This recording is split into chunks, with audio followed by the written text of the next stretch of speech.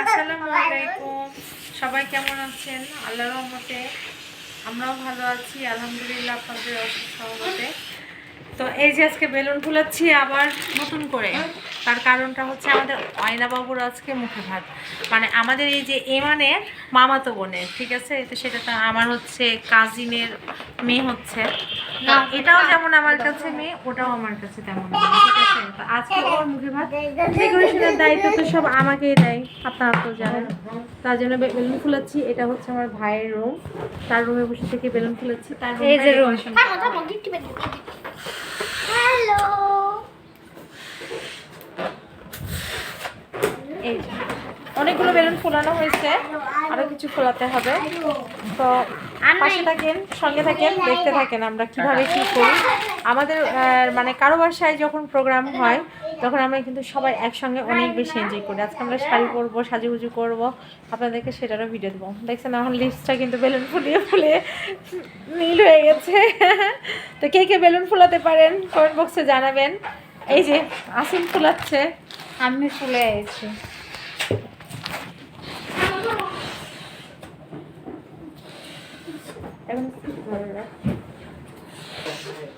এই দেখেন যা করতে গেলে বেলুন দেখেন, এটা হচ্ছে না,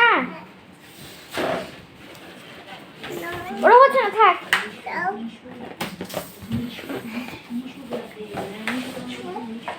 দেখেন জাস্ট এটা হচ্ছে দোলনা।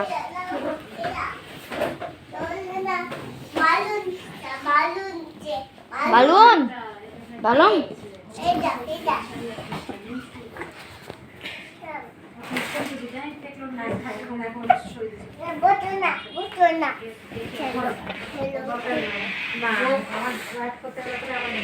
গাইজ আমাকে বুঝতে দিবে না। ইমাম এই দেখেন এরা আকাশের দিকে তুলছে আমাদের এমান বাবু আজকে অনেক মজা করছে, যে দেখেন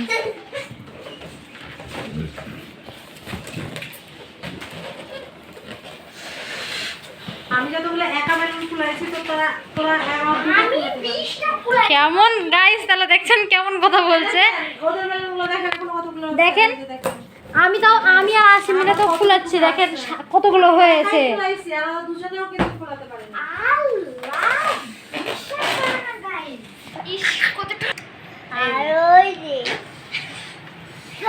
এই যে এটাই হচ্ছে সেই আমার ভাইয়ের মেয়ে, যার আজকে মুখে ভাত, আজকে থেকে সব কিছু খাওয়া শিখবে। হ্যাঁ দেখেন কত ছটপট ছটপট করে খালি শুধু। হ্যাঁ এটা হচ্ছে থরপরি বেগম আমাদের।